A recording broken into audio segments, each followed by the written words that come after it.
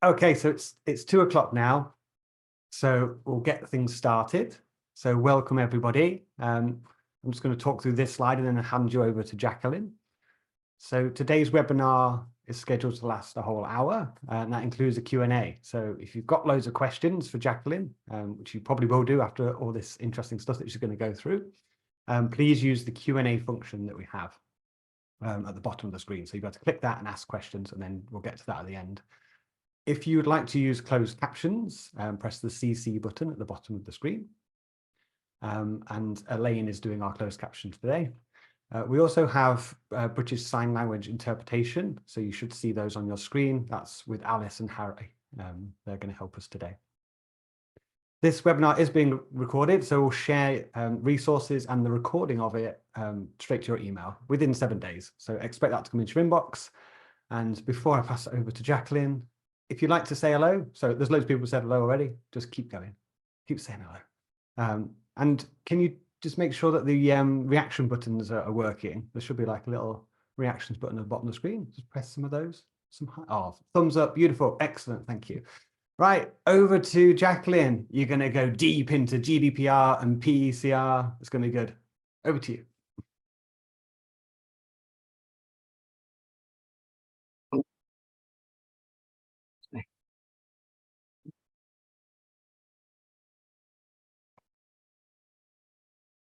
Right. Hello, everybody. Thank you very much, James. Thanks. I'm Jacqueline Ewers.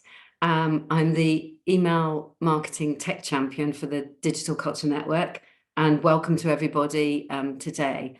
For those of you who might find it useful, I'm going to self-describe. I'm a white woman, brown hair, brown eyes, wearing a green jumper.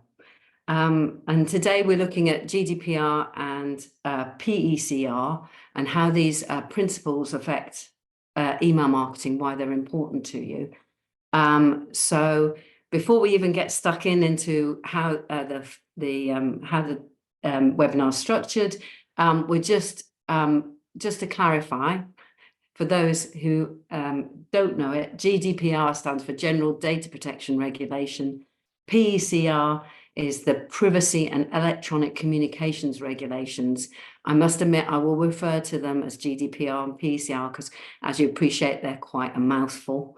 And GDPR is the data protection, data privacy regulation that describes the rights individuals have over their personal information and how that's processed by businesses. And I hope that's why you're here.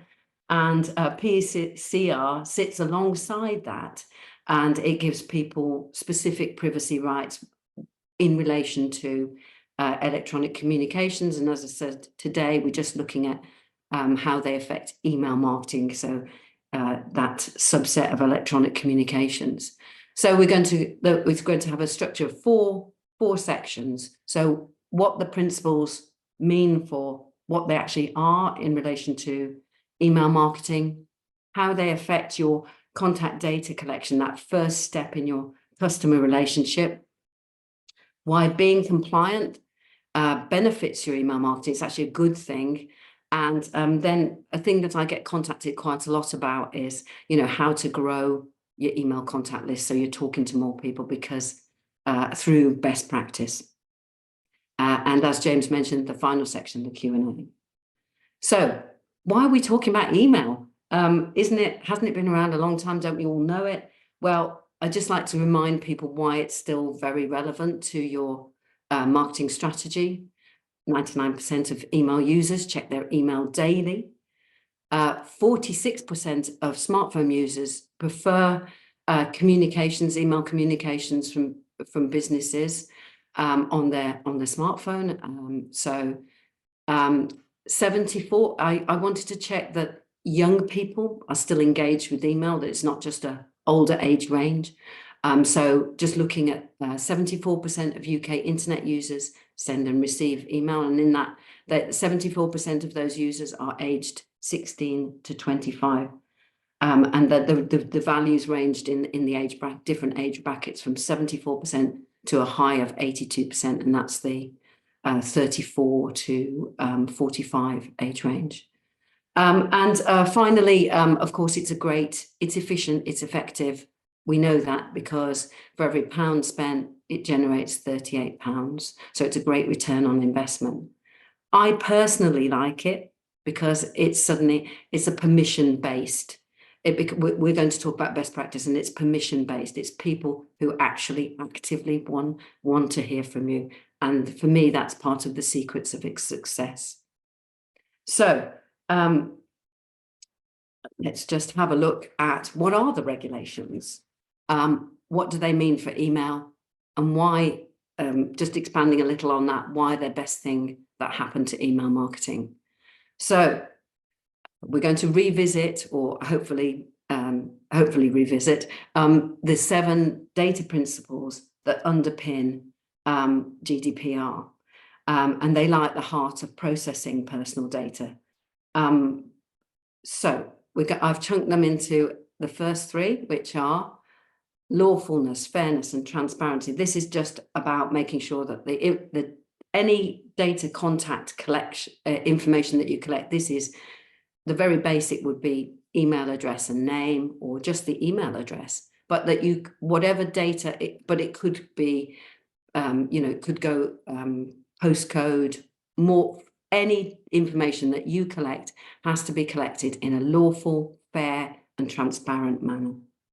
That you limit the purpose of it. So this is about just making sure that it's collected for something that's specific, explicit to the person that you're collecting it from, and that it's legitimate.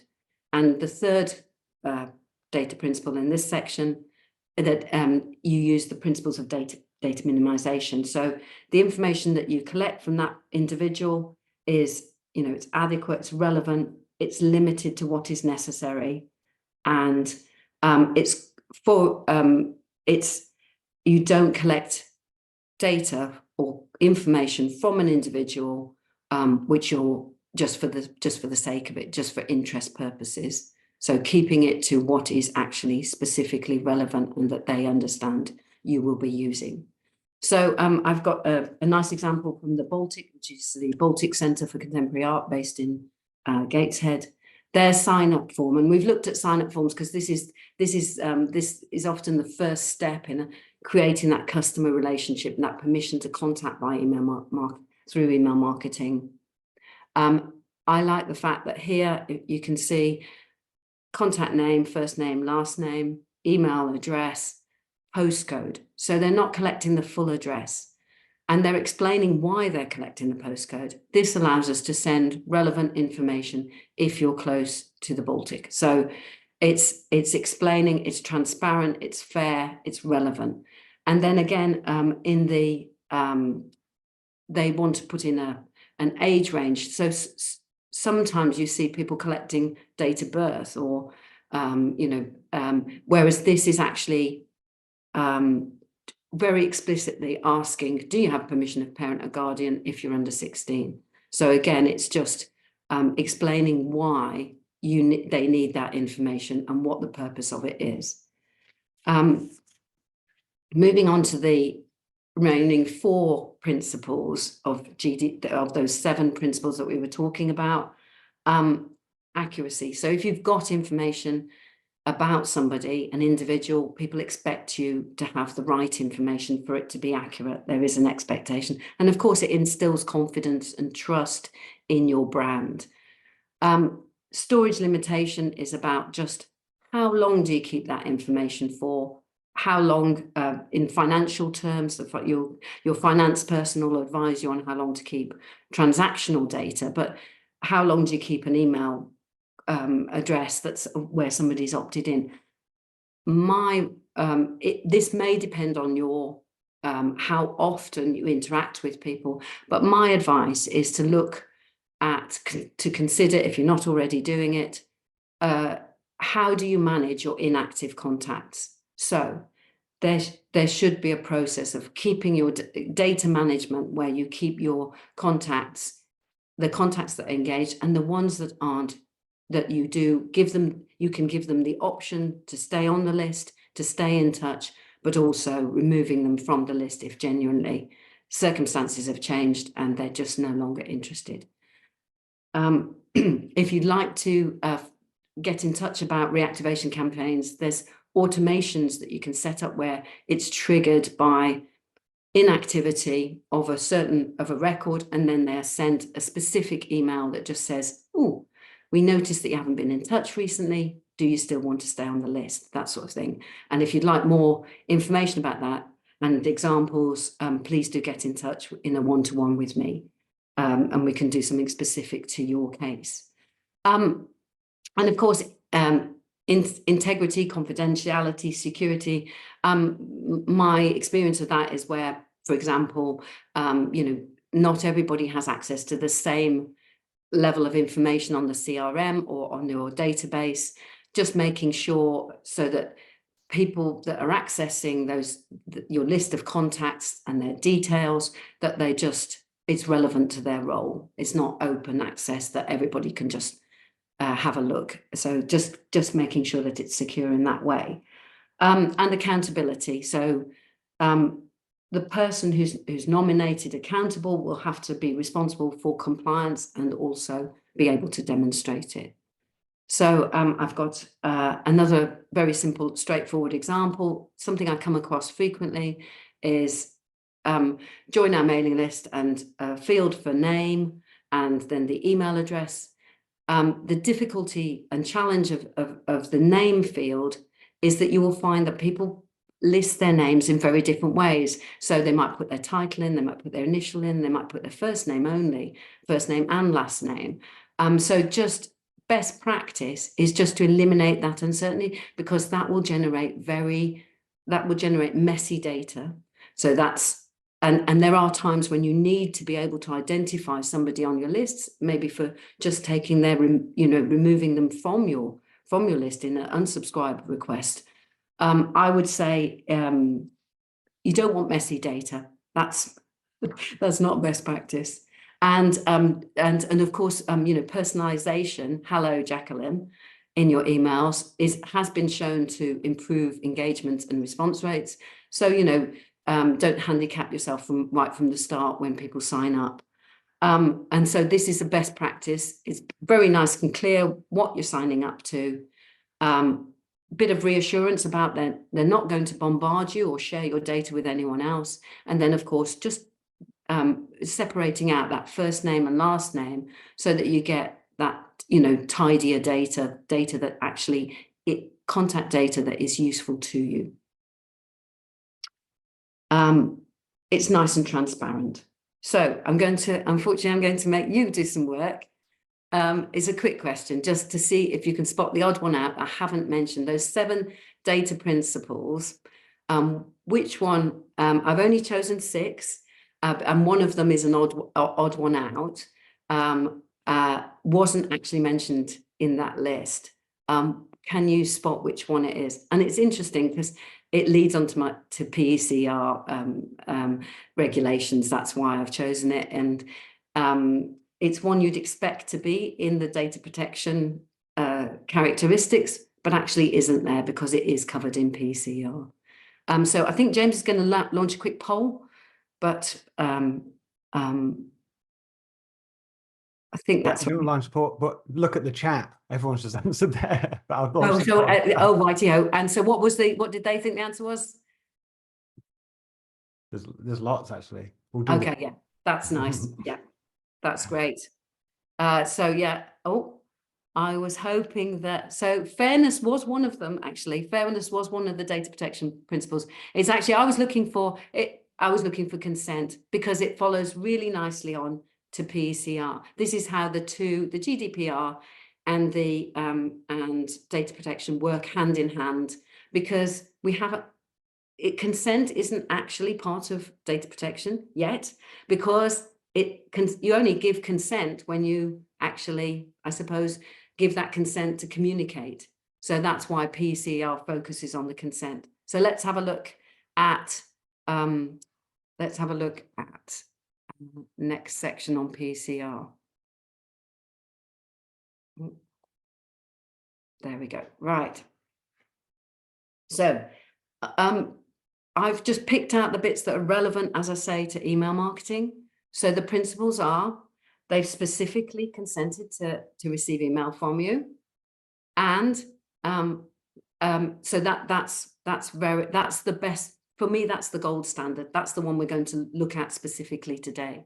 Now, there is that second bullet point is also known as the soft opt-in. So they're an existing customer, they bought or negotiated to buy a similar product or service, and you gave them a simple way to opt out when you first collected their details and in every message you sent. Now, if you are interested in soft opt-in, there are some other obligations, constraints that you need to comply with. So what I suggest there is get in touch if you want to be using that one. The one I'd like to focus on, because I consider it best practice, because it has lots of benefits for your customer lifetime, for your engagement. I'm going to look at the one where they've specifically consented to receive email from you. So, and the other main thing that you pick out is that you can't disguise or conceal your identity, and you've got to provide a contact address so they can opt out or unsubscribe. I recently had contact with a festival that was being organised by the parent organisation, and they realised that they couldn't just use their existing list because they hadn't got, there wouldn't be the connection between the festival that they were organising and the parent company. People wouldn't know that, that wouldn't be transparent. So they had to set up a separate sign-up form right from scratch just for the festival that they were promoting.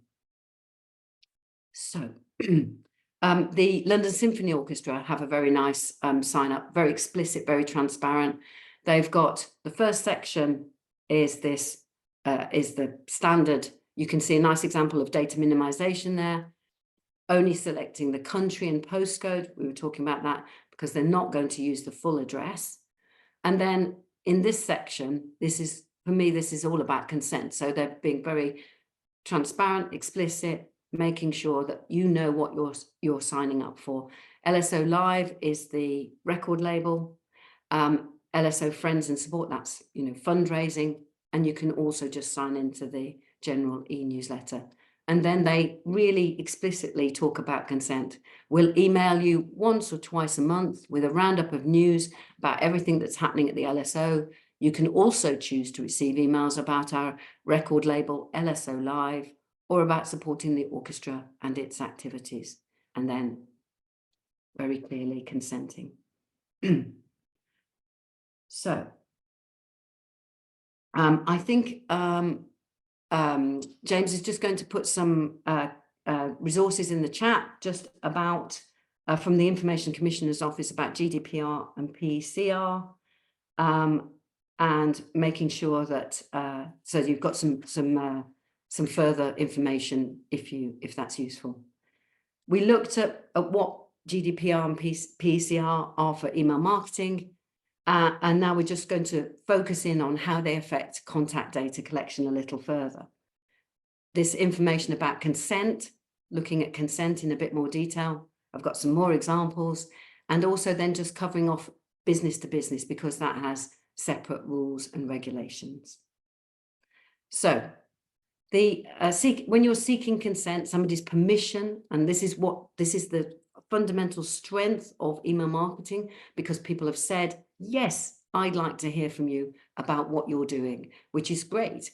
But you do need to make sure that it fulfills these characteristics. And the first one is a free choice. So, you know, that they can refuse without any detriment to them.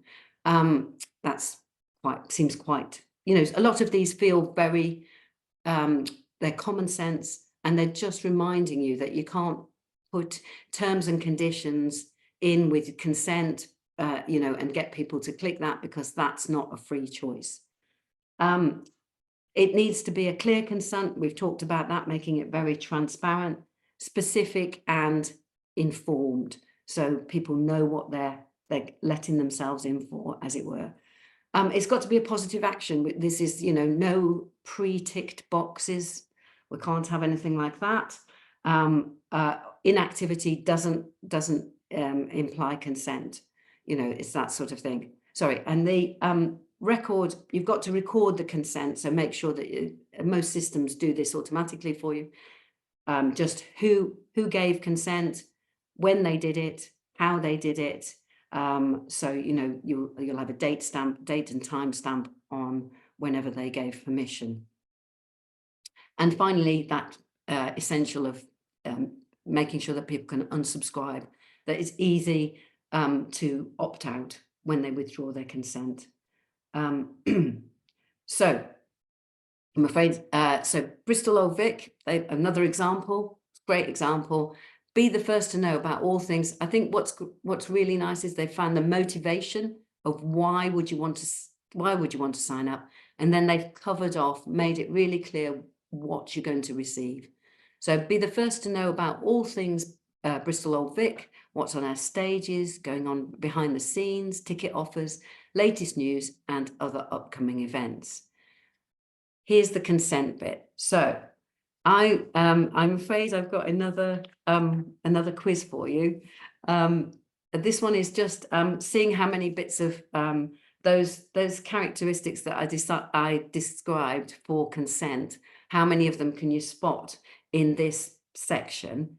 So do you think there's a free choice?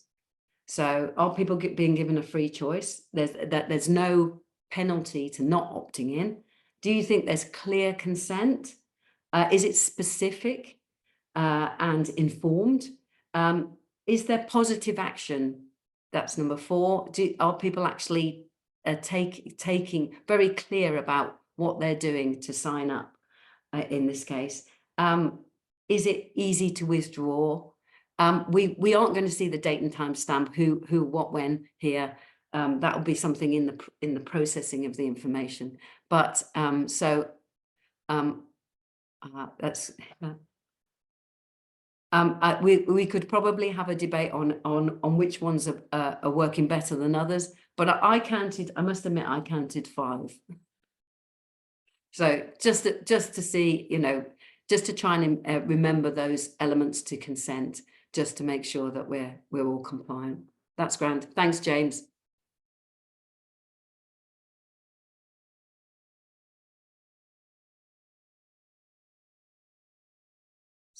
Right. So business to business, as I mentioned, has got a specific rules and regulations around it. And this is where you're just trying to make contact with another organization or another business. So, excuse me, they classify this as, so if you need to get, you are, when you're looking to contact another business or organization, you can email or text them, but it has to be, they have to be classed as a corporate body. And by corporate body, that's companies, Scottish partnerships, limited liability partnerships, or government body. So those are the categories under which, yes, you can email or text them. And without, you don't need consent for that. However, for sole traders and some partnerships where these are treated as individuals, so they come under the individual guidance where you need to get people to consent to receive communications email from you. And you can use soft opt-in, which was that second consideration. In this case, I think if you're looking to use that, do get in touch, or do look at the IOC about the rules for soft opt-in, because it is more complicated. One last thing is that in terms of corporate subscribers, if people ask you not to email them, it is best practice to keep a list of those people of those companies or organizations that have asked you not to get in touch with them. And you need to sort of screen that against any new lists that you might be trying to email. So just remembering that. I've got a good example of what I've noticed is it's really difficult to get cut through in business to business communications, probably because people are busy and the inbox is full. And sometimes it can feel like an extra especially if you don't know the contact, it can feel like an extra thing to kind of work out whether it's something that would be relevant.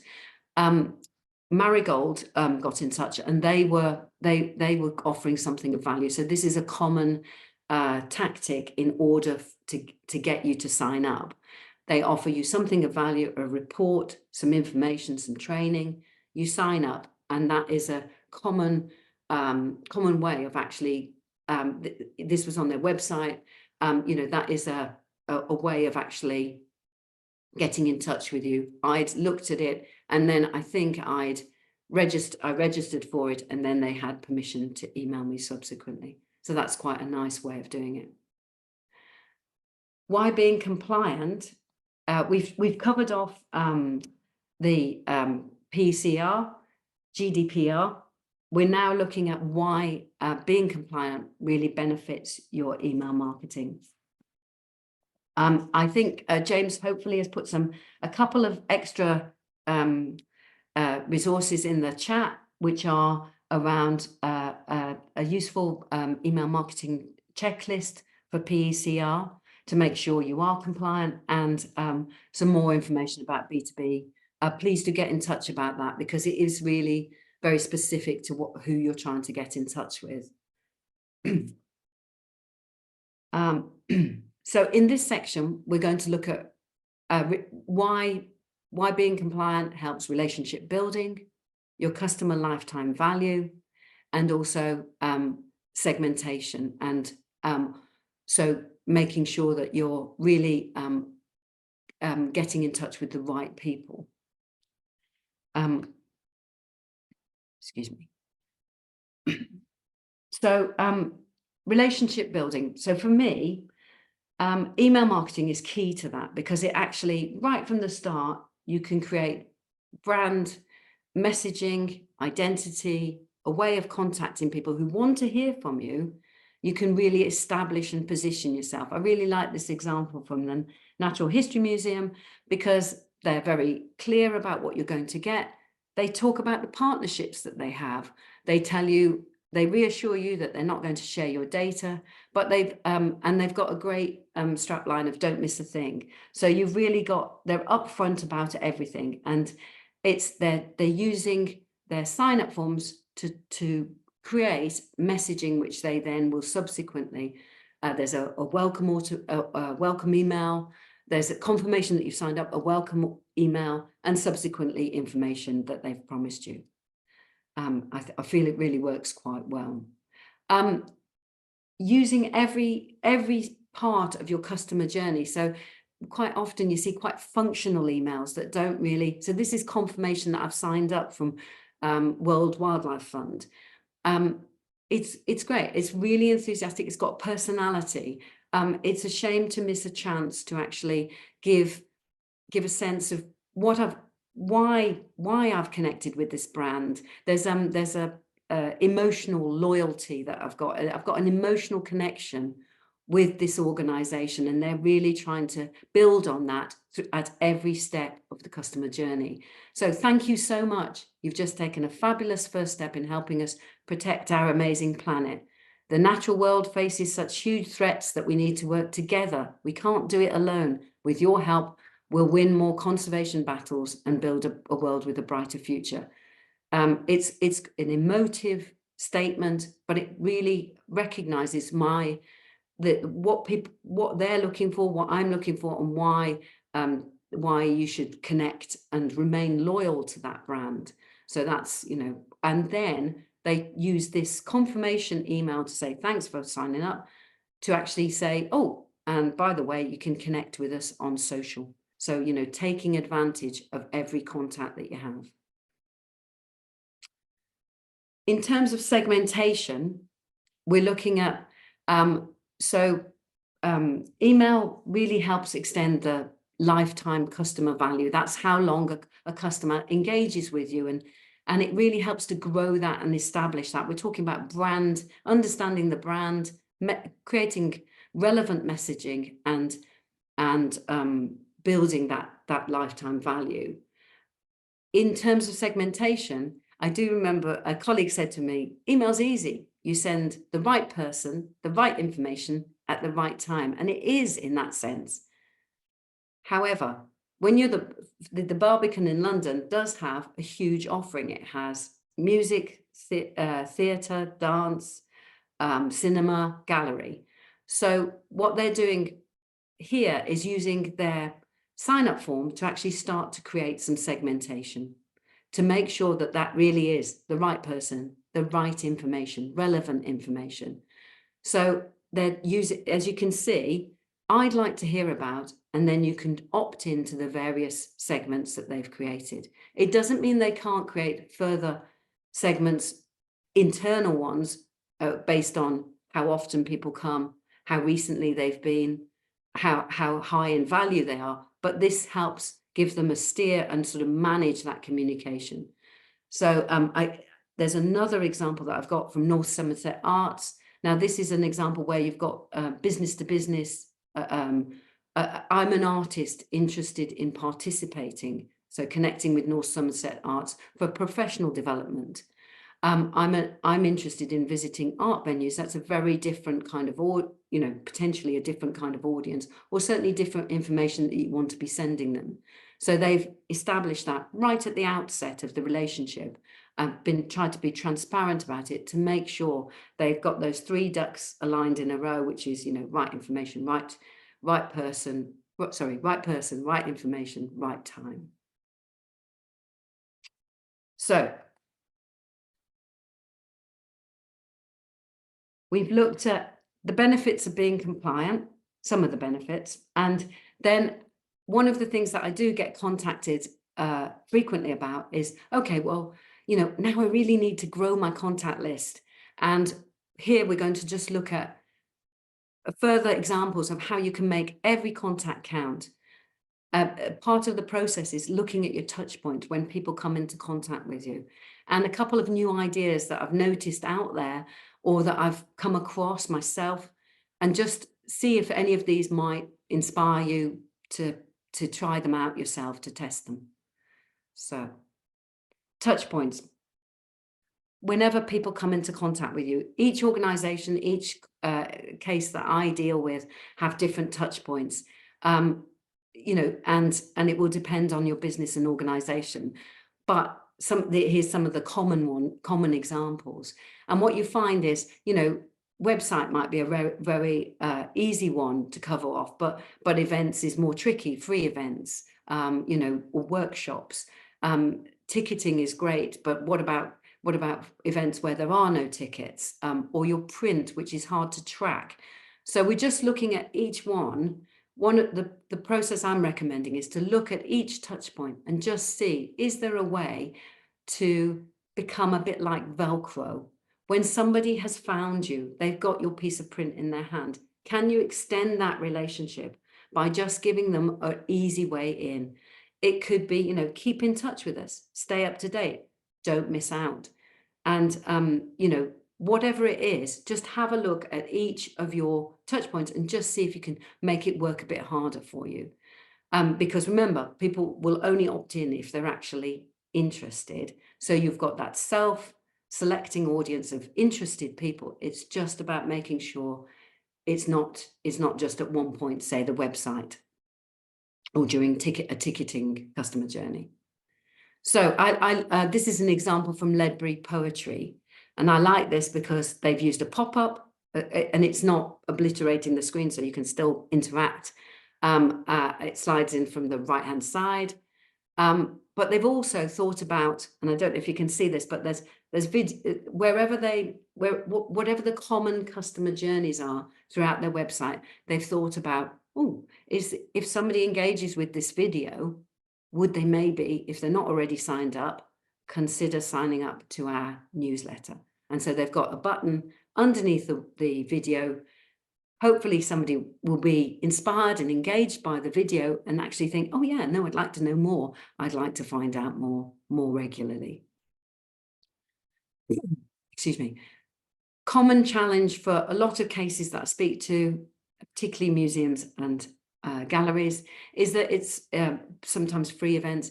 It's free admission. So people come and go, and it's really hard capture contact data and get in touch with people and create those customer relationships and those lifetime customer values, lifetime customer values, and increase those. In the case of the National Portrait Gallery, they've got a book free admission. So it's a free, they've created a ticketing journey for a free, for basically their main collection. And this, people might be familiar from this during COVID, when they were trying to restrict people, galleries and museums were trying to restrict numbers to make sure that people could still access venues, but not feel that they might be in a press of people, a large number of people all together. And they're trialing it at the moment. And of course, they've understood the value of getting somebody's contact details. They've understood the value of identifying that person and seeing how they can create a more connected, engaged, hopefully revenue generating relationship. It will be interesting to see how that develops.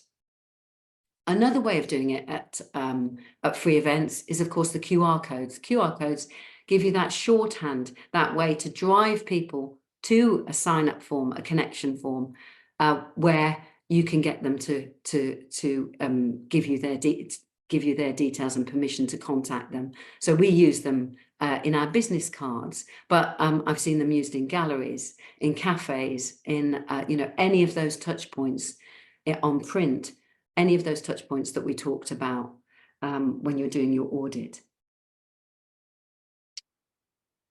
This has come, I've got two further tactics that might be of interest, and if they are, please do get in touch. A lot of people use MailChimp and get in touch with me as they use it as their email service provider. And what I've noticed is that there's a new GDPR enabled form, sign up form. In this case, Twisting Ducks Theatre Company are using it, and it's got customized online advertising. So this is interesting because it's still a relatively new area for arts organisations. They're asking for explicit permission to use people's data to create customized online advertising. And what it basically is they're creating lookalike audiences. So this is a way of saying, we're going to take your data and find similar audiences with similar profiles on other of our marketing channels. So it could be, generally, I've seen it used with either Facebook or Instagram, or and what they're doing. A lookalike audience is basically, it's a way that you can get your ads, your online ads, to reach new people on other platforms, but they share similar characteristics with your existing customers, your most engaged customers. The difficulty with it is, although PECR doesn't, because the data is anonymized, there's never any, the contact data that you have of individuals, your core customers, it's that their details are never actually given over to Facebook. But what happens is they are anonymized, and Facebook anonymized their data, and then there's a sort of matching process that goes on. The difficulty with it is that PECR doesn't ask you to get consent, explicit consent, but MailChimp have judged it as something that they would like to get explicit consent with, and so they've put this extra opt-in.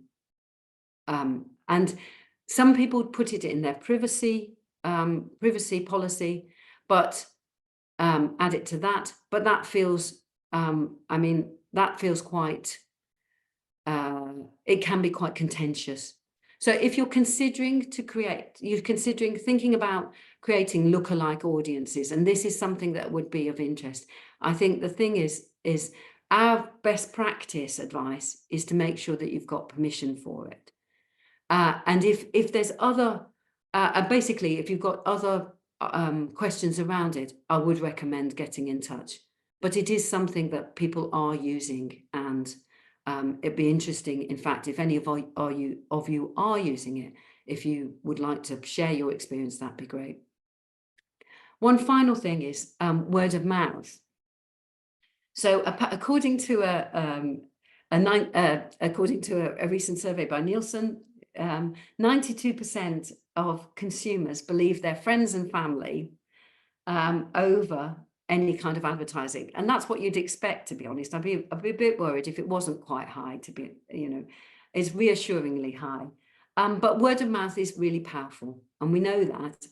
And people who've had a good experience, trying to encourage them to share that good experience of your brand, of whatever you're offering, can be really powerful. So how do you kind of harness that? So I've been looking into referral programs lately. So one of them is that I've seen is Abel and Cole. So here they've actually financially incentivized it. So it's not just about sharing something that you really enjoy. It's about actually getting a financial benefit from it. And both you and the person that you refer to, you both get 65% off. If you're interested in looking to how you might capitalize on this and use these sort of things, please do get in touch, because there's some good examples out there. Okay, so today we looked at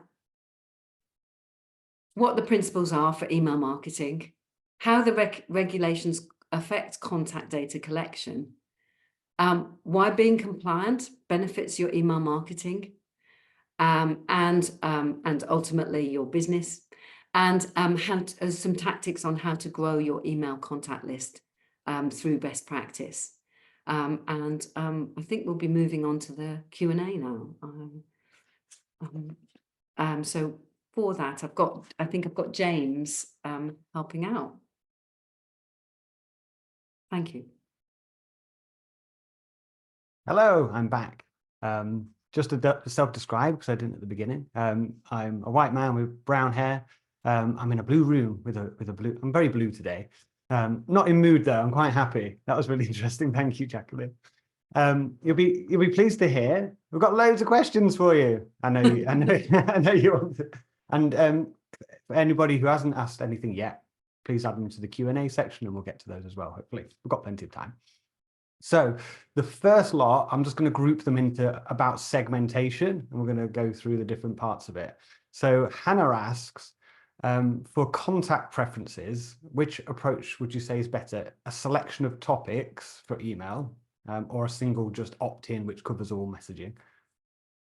So, sorry, so you need to, so which is better, a single opt-in? Yeah. Or a selection of? Yeah, I think like the Barbican example, you had multiple things that you could opt into, or some forms have different email lists, don't they, that you can opt in? Yes. So yeah. Is there a better one? So I think it's, so one of the things is the reason the name and first name, last name, and email address format for signups is so popular is because it's quick, it's easy, and as you add fields, what you get is the number of people signing up diminishes because it sort of puts them off.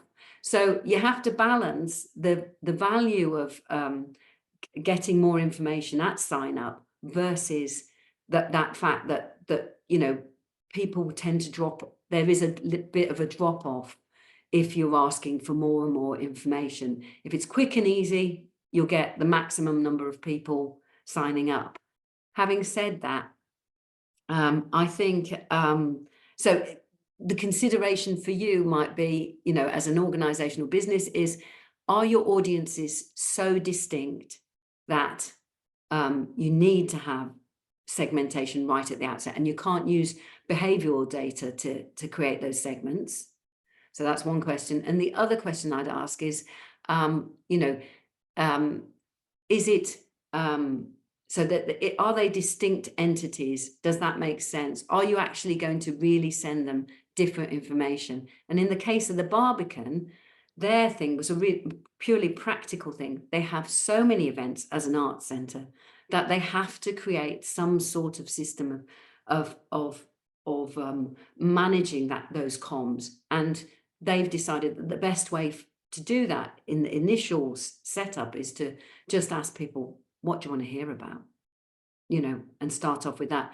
One of the things is maybe just making sure you're future-proofed as well, because don't paint yourself into a corner, I think is the saying, where you've kind of you've got no room for maneuver. So something changes in your organization, and then you can't, because you've said we're only going to talk to you about this, you can't then talk to them about something else. So one of the key things is you know, fundraising and support. If you put that in your sign-up form, we'd like to talk to you about support, and it's there. You know, you don't need to be squeamish then about putting that in your newsletter, that we're, you know, and putting asks within that. Whereas if you don't flag that up, it can cause some customer, you know, you haven't managed expectations in the way that is, you know, completely transparent. Yeah, that's great. Thank you. That kind of links into Josh's question about segmenting audiences based on what they ask for, and then using the segments based on proven genre buying habits. There are two different things there. I'm not sure if you've seen or have experience with that kind of what's better, or both in different ways. So my I did work at the Barbican, and so one of the things is just, so we did it by a process of testing. So for me, behavioral data can be very indicative, but with a caveat.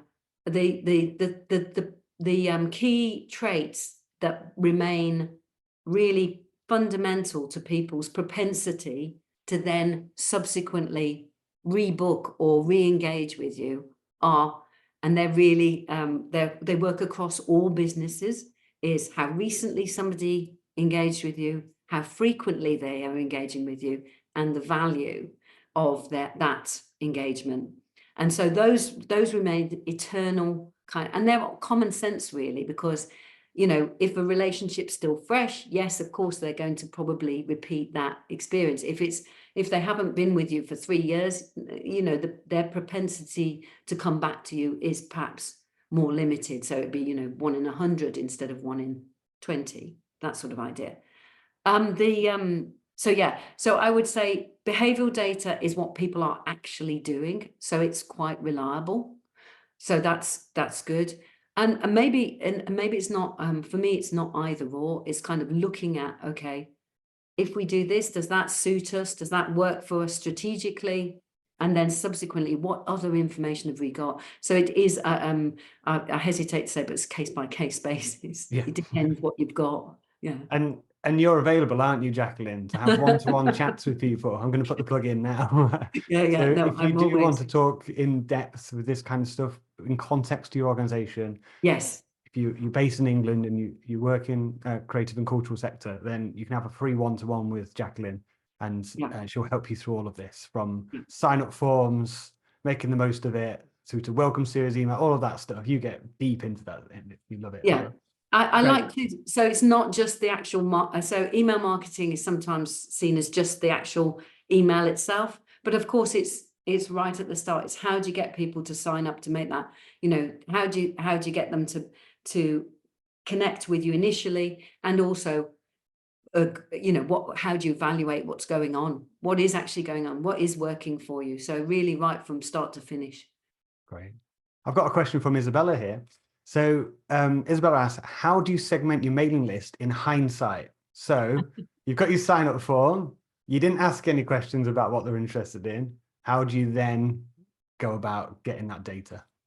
So I suppose it's about putting, so for me, the way email works is it's a channel. You're pushing people through to your website. You do, because what you really want them to do is, you don't want, I had a case recently, and a lady who'd put a lot of information in her email said, I put it out there, and they seem to open it, but I'm not sure if they're reading it, because it was a lot of text. And I said, this is, you know, what would help her would be to have more clicks in there. So don't give everybody everything in the email. See if you can get people to actually show you what they're interested in by clicking on, more information, a video, something, taking an action, because of course, then it's no longer a mystery. You do know who's engaged with what and what content resonates with your audience, your newsletter audience, and what they're actually really interested in, and what are the triggers, that will get them onto your website where you've got more information, and they can actually, James and I have worked together on just using tracking from your emails, from any activity, to try and just work out, okay, when they go on the website, what are they then doing? How long is that journey? What are they then browsing on? And so that can give you real insight.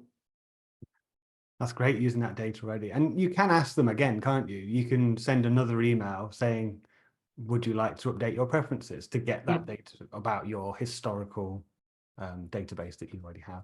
Of course, yeah. So even in the welcome automation, once they've actually confirmed sign up, you can send them an email saying thanks very much, positioning, this is what we do. If it's really important to you that you find out more about what those people like, you can, because people are most receptive in that welcome stage, in that honeymoon stage of the relationship that you're setting up. Apparently over 90% of people open welcome emails. So, it's on average. So it works well for you. Send them, what are you interested, and just, see what they say. So it doesn't commit you to sending only that information, but it kind of tells you more about them. And people love to tell you about themselves, don't they? I think. Yeah, well. Within limits. Yeah, within limits. Okay. I'm going to group a couple more together. And this is about kind of age ranges and school children and all of those things. So the first one is when you were talking about B2B marketing and customer marketing, B2C marketing, where do schools fit in with that? So, yeah, no, schools are a very specific audience, and a lot of, so when I've worked with education officers and managers, it's very, very, it's much more, so it is a business to business model, because each contact is high in value. But because teachers are so busy, it's very, so often it's quite a personal contact if it's your local area or schools. There are other ways of actually making contact with schools, so other software or sort of systems that you can use. So what I'd suggest if that's what you want to look at, then get in touch. So I know what you're doing currently and how you could build upon that. And if you want support with that, you're here. So have a chat. The other part was about sign-ups from children. So we've seen Amy's written this question, but said that it's under 16 as parental consent is needed, and then some others have said it's like over 13. So I'm just wondering, do you know what the number is? I think it's 13, isn't it? Right, I think it's 13 because but only because it's 13 for social media. So that's a good point. I think I would. I tell you what I'll do is I will check that, because it's not. Interestingly, I don't think it's mentioned in the PECR guideline. No, but I think, yeah, it's interesting. I think I've seen in the past with the VNA created their new young people's thing. If you look at their privacy policy on their website, it's all about this, and I think it is 13, and it goes up from there. But that might be something. So we'll add that to the resources for you. So give you proper guidelines, because so wasn't I think the Natural History Museum was 13, the example that I had.